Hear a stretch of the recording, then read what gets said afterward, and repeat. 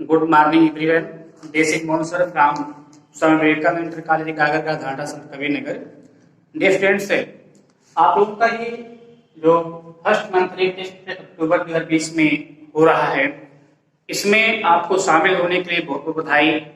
और फिर आज के इस वीडियो लेक्चर में हम आपको वही पेपर सॉल्व करवाएंगे जो आपको टेस्ट में दिया गया था, ताकि आपको जो भी डाउट्स हो वो क्लियर हो जाए आपका। देखिए, हम सीधे क्वेश्चन पर आते हैं। हमारा पहला क्वेश्चन था कि at one station my routine of talking with the people was interrupted, name the lesson and writer of this lesson.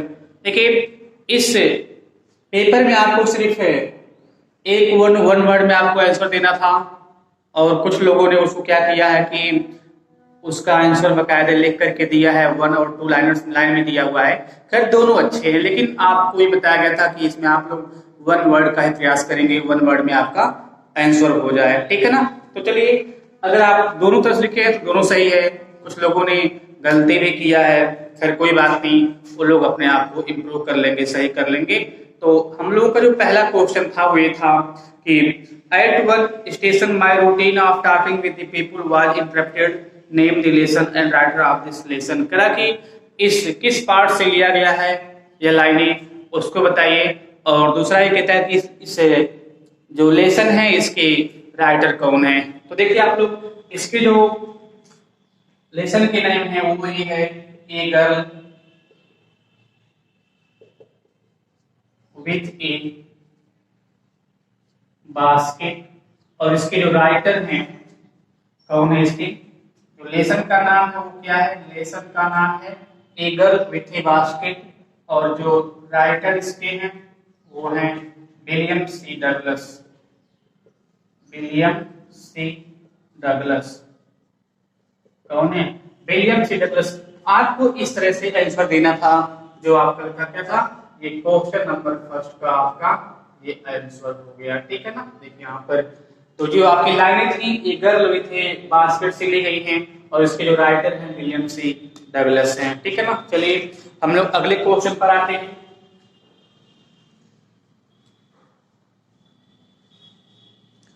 हमारा अगला क्वेश्चन है कि 9 million people left Pakistan and came to India driven by fear of fanaticism. इसमें आपको filling करना है, fill up करना है। तो आपका इसमें 4 ऑप्शन है, सोशल, इकोनॉमिक, रिलीजियस और पॉलिटिकल। देखिए वहां पर जो मामला था वो रिलीजियस था। क्या था, रिलीजियस था। RELIGIOUS मतलब क्या, धार्मिक, है ना। धार्मिक उन्माद की वजह से 9 मिलियन पीपल क्या हो गया, पाकिस्तान को छोड़ा और भारत चले आए, है ना। चलिए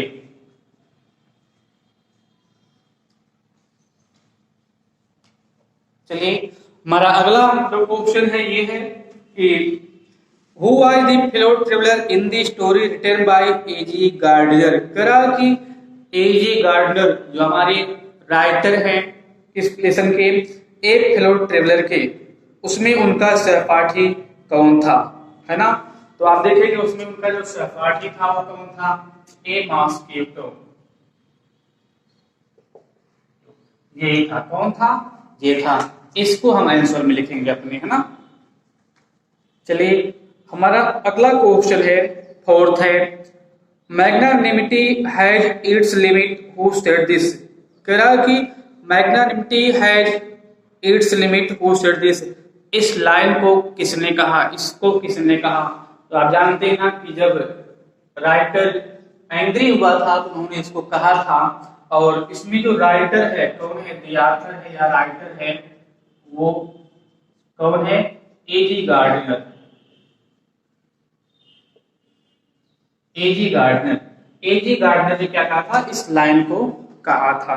चलिए ठीक है, हमारा अगला क्वेश्चन है, A.G. Gardner was going from London to. अब उसके बाद आपको नेक्स्ट फिलिंग करना है। तो उसमें आप देखेंगे जो आपका अगला है, तो वहां पर एक लैंड था, एक टाउन था जिसका नाम था मिडलैंड। क्या नाम था, मिडलैंड टाउन था, ठीक है ना। कुछ लोगों ने क्या किया है, मिडलैंड भरा है, ये भी सही हो जाएगा आपका, क्योंकि आपको वन वर्ड में आंसर देना था। कुछ लोगों ने ऐसे किया है कि ए मिडलैंड, और कुछ लोगों ने लिखा होगा ए मिडलैंड टाउन। ठीक है ना, आपके सारे आंसर सही हो जाएंगे। यानी कि AJ Gardner was going from London to Midland town, या फिर ए मिडलैंड। ए मिडलैंड को आप नहीं करेंगे तो अच्छा रहेगा, क्योंकि यहाँ पर ये क्या लगा, सीधे प्रॉपर नाउन आपका शो हो जा रहा है। ठीक है ना, उस शहर का नाम था। फिर अगर आप इसको लिखेंगे ए मिडलैंड टाउन, तो ये क्या हुआ, ये परफेक्ट आपका आंसर है। मींस क्या कि आपके इसके तीन आंसर हो सकते हैं, मिडलैंड टाउन कुछ लोगों ने लिखा होगा, मिडलैंड लिखा होगा, या फिर ए मिडलैंड टाउन लिखा है। तो सारे आंसर आपके क्या है, सही मान लिए गए और सही है भी, लेकिन परफेक्ट आंसर आपका यही होगा जो आपके बॉक्स में दिया हुआ है। ठीक है ना, चलिए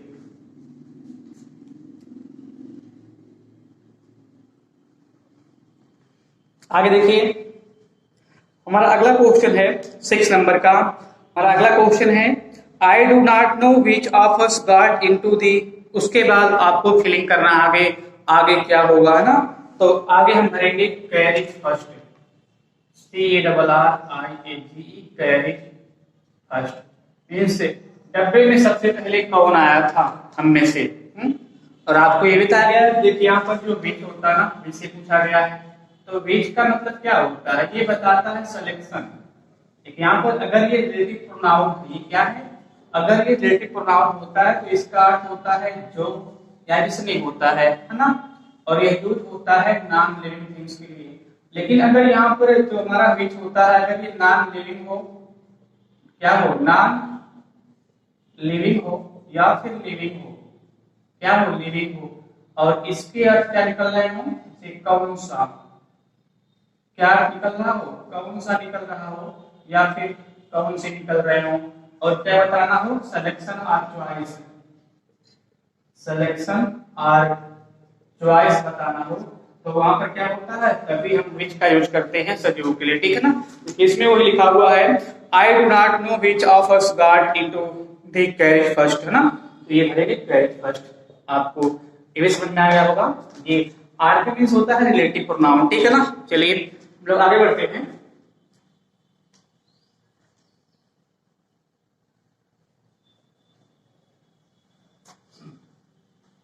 चलिए हमारा अगला क्वेश्चन है शंकु वाज ए। क्वेश्चन नंबर 7 था, इसका आंसर होगा, देखिए यहाँ पर शंकु वाज, उसके बाद ए यहां तक दिया हुआ था, इसको आगे आपको भरना था। तो यहाँ पर आप भर सकते हैं ए लो पेड वर्कर, हाँ, ए लो पेड वर्कर्स एक फैक्ट्री, क्या करेंगे, शंकु was a low paid worker in a factory. तो वहां पर आप एक लो पेड वर्कर भर सकते हैं। तो देखिए वहां पर यहाँ से आगे आप लो पेड वर्कर भी, यहाँ तक भी सेम जगह आपका, इसको और बढ़ाएंगे तो आपका low paid worker in a factory, यह भी सही होगा। फिर दोनों आंसर सही होंगे आपके, क्योंकि वन वर्ड में कहा गया था, तो यहाँ तक ही क्या है, इसका सही होगा। यहाँ तक कर देंगे आप तो और भी बेहतर होगा, अच्छा रहेगा। ठीक है ना, चलिए हम आगे बढ़ते हैं। देखिए हमारा जो अगला क्वेश्चन है, क्वेश्चन नंबर 8 है। क्वेश्चन नंबर 8 है, इसमें आप देखेंगे what were the things which शंकु स्टोल, है ना, what were the things which शंकु स्टोल। तो वहां पर क्या था, वहां पर जो वस्तु थी जिसने शंकु ने चुराई थी, वो क्या थी, गोल्ड वॉच थी। क्या थी, गोल्ड वॉच, है ना, सोने की घड़ी। यानी सोने की घड़ी शंकु ने क्या की थी, हाँ, स्टोल की थी। चलिए हमारा अगला क्वेश्चन है, ये 9 नंबर का, बहुत ही इंपॉर्टेंट है। क्वेश्चन नंबर 9 जो है बहुत इंपॉर्टेंट। देखिए यहाँ पे कह रहा कि sir Henry Wharton compose the poem character of happy life, he was affected from which hobby book, है ना। तो जो हमारे राइटर हैं सर हेनरी वार्टन, इन्होंने पोएम लिखा था कैरेक्टर ऑफ हैप्पी लाइफ, और ये प्रभावित थे यानी भगवत गीता से। इसे प्रभावित थी भगवत गीता, भगवत गीता, ये भगवत गीता से बहुत ही प्रभावित थे और इन्होंने प्रभावित होकर के इस पोएम को लिखा था। ठीक है ना। चलिए अगला हमारा क्वेश्चन है 10वां नंबर है, कौन सा नंबर है? क्वेश्चन नंबर 10 है। यहाँ पे जो क्वेश्चन नंबर 10 है, क्वेश्चन नंबर 10 में क्या? Write full name of William C Douglas. देखिए यहाँ पे विलियम सी डगलस का पूरा नाम पूछ रहा है ये, तो यहाँ पर क्या नाम था?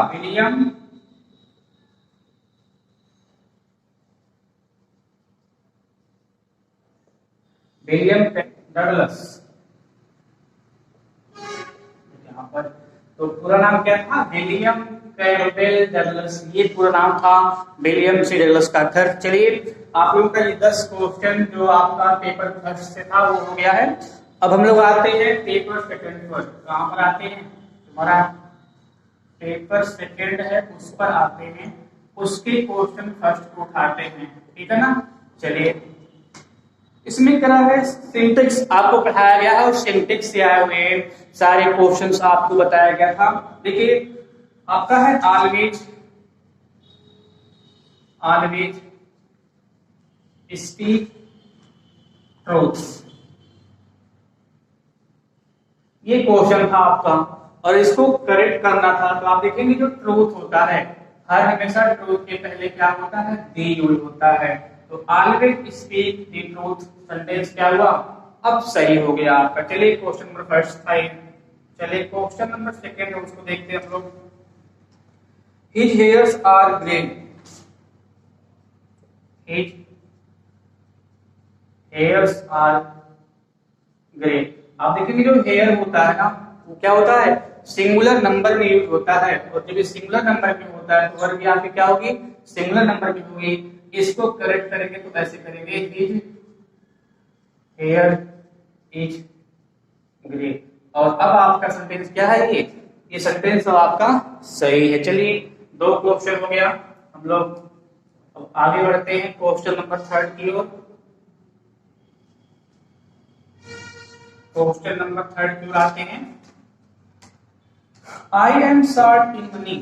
यहाँ पे I am short in money. देखिए यहाँ पर जो शॉर्ट होता है, शॉर्ट के बाद ऑफ आता है। क्या आता है? शॉर्ट के बाद ऑफ आता है। मींस इसको करेक्ट करेंगे आप, कैसे हो जाएगा? I am short of MONEY। क्या हो जाएगा? शॉर्ट ऑफ मनी हो जाएगा। ठीक है ना। चलिए अब सेंटेंस से क्या हो जाएगा? जहां पर इन है वहां पर आप ऑफ कर लेंगे। क्या कर लेंगे? ऑफ कर लेंगे। सेंटेंस आपका राइट हो जाएगा। चलिए क्यों कर लेंगे? क्योंकि शॉर्ट के बाद ऑफ का ही होता है। चलिए क्वेश्चन नंबर 4 है हमारा। क्वेश्चन नंबर 4 बहुत इजी था। आप लोग देखिए इसको। सन राइजिंग लिखा है, सन राइजिंग इन ईस्ट। देखिए यहाँ पर सन क्या है? यूनिक है, प्रॉपर नाउन है लेकिन यूनिक है। यूनिक का मतलब अद्वितीय, और अद्वितीय मीन्स होता है जो एक दूसरे जैसा हो ही ना, मीन्स इस दुनिया में सिर्फ एक ही हो। तो ऐसी वस्तुओं के पहले भी क्या होता है? आर्टिकल दी का प्रयोग होता है। दी हो गया, दी सन राइजिंग, राइजिंग और इन दी ईस्ट मीन्स क्या? दिशाओं के पहले दे भी लगता है। तो यहाँ भी दी और यहाँ भी दी आप लगा देंगे तो क्या होगा? सेंटेंस अब आपका सही हो जाएगा। चलिए क्वेश्चन नंबर आपका है my self did this work. ये क्वेश्चन कौन सा है? 5वां क्वेश्चन है। My self did this work. देखिए जो माई सेल्फ होता है मीन्स जो सेल्फ प्रोनाउन होता है। क्या होता है? जो सेल्फ प्रोनाउन होता है। क्या होता है? जो सेल्फ प्रोनाउन होता है कभी भी सब्जेक्ट नहीं बनता है। क्या होता है? कभी भी सब्जेक्ट नहीं बनता है। देखिए आपका जो रिफ्लेक्सिव प्रोनाउन और इंफेटिक प्रोनाउन होता है, इसको दोनों को सेल्फ प्रोनाउन के नाम से भी जानते हैं।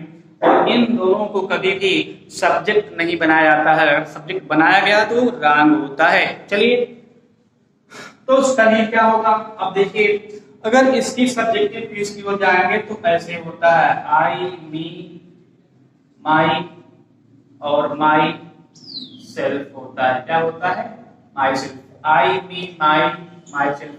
सब्जेक्टिव केस, ऑब्जेक्टिव केस, पहले एडजेक्टिव, और यहाँ पर क्या है? सेल्फ प्रोनाउन है ना। चलिए, तो इसको सही करेंगे तो यहाँ पर हो जाएगा आई डिड दिस वर्क। अब क्या हुआ? ये सेंटेंस अब जो है सही होगा, मतलब माई सेल्फ की जगह पे आप इज यूज करेंगे, है ना। क्यों? क्योंकि माई सेल्फ कभी भी सब्जेक्ट नहीं बनेगा, क्योंकि जो सेल्फ प्रोनाउन होता है वो कभी सब्जेक्ट नहीं बनता है। ठीक है, चलिए अगला हमारा क्वेश्चन है। देखिए, क्वेश्चन है आप लोगों ने दिया था कि आई हैड द न्यूज,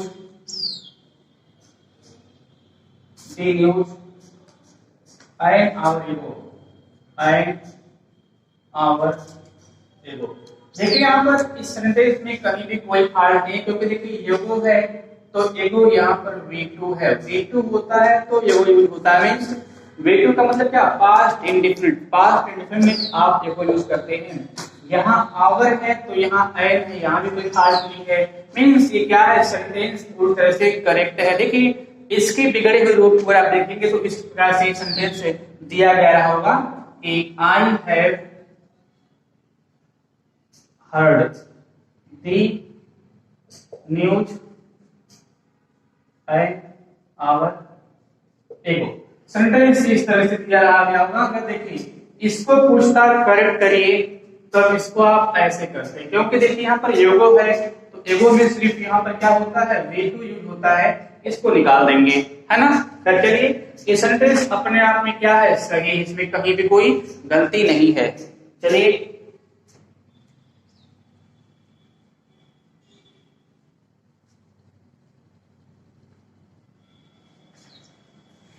हमारा अगला क्वेश्चन है। चलिए, क्वेश्चन नंबर 7 है, बहुत ही इंपॉर्टेंट ये भी है। देखिए, क्वेश्चन नंबर 7 है, the English is language, the English is the language, the English is the language of the English, of the English. देखिए यहाँ पर जो भाषा होती है, भाषाएं अब्स्ट्रैक्ट नाम होती हैं, और भाषाओं के पहले हम लोग अगर दी लगा देते हैं तो उस देश के निवासी का क्या होता है? उस ज्ञान होता है, मतलब उस देश के निवासी हो जाते हैं। अब देखिए यहाँ पर दी इंग्लिश का अर्थ हो जाएगा अंग्रेज।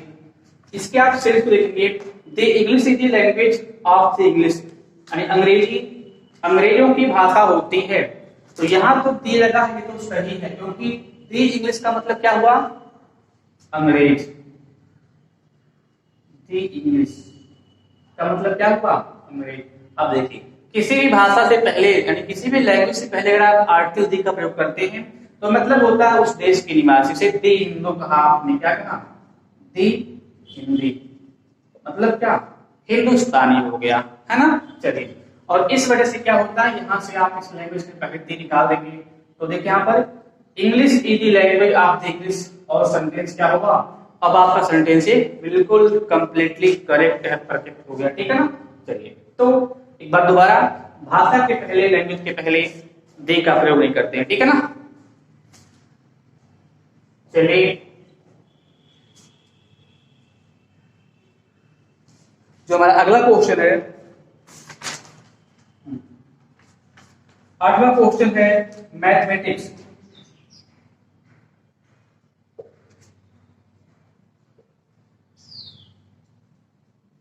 Mathematics are good subject. देखिए यहाँ पे तो जो देखिए हमने बताया था, तो मैथमेटिक्स हुआ, फिजिक्स हुआ और इकोनॉमिक्स हुआ, ये सब क्या होते हैं? सिंगुलर नंबर में होते हैं, है ना। तो यहाँ देखिए आर है, इसको निकाल देंगे आप, इसको आर को निकाल देंगे तो यहाँ पर क्या आ जाएगा, मैथमेटिक्स इज गुड। हमने आर को क्यों निकाल दिया कि मैथमेटिक्स क्या है, सिंगुलर नंबर है। अगर आपका सब्जेक्ट क्या है, सिंगुलर है, तो वर्ग भी क्या होगी, सिंगुलर आएगी, है ना। ये कॉन्सेप्ट था यहाँ पर। चलिए भी हो गया। हम लोग आगे बढ़ते हैं। हमारा क्वेश्चन 9 है, गो fast list you miss, you may miss, ऐसे है, you may miss the train. अब देखिए यहाँ पे गो फास्ट पे, चलिए यहाँ पर लिस्ट कहीं ऐसा ना हो you may miss the train. देखिए यहाँ पर लिस्ट के बाद क्या होता है, लिस्ट के बाद हम लोग शुड का प्रयोग करते हैं, में क्या होता है, गलत होता है। तो अब आप समझ गए होंगे। देखिए यहाँ पर गो fast list you should miss the train. देखिए लिस्ट के बाद क्या है, शुड आता है। और सेंटेंस क्या हुआ, अब आपका सेंटेंस ये सही हो गया, पूरा कंप्लीट हो गया। चलिए अगला क्वेश्चन हमारा है 10th नंबर है, बहुत इंपॉर्टेंट है। One should do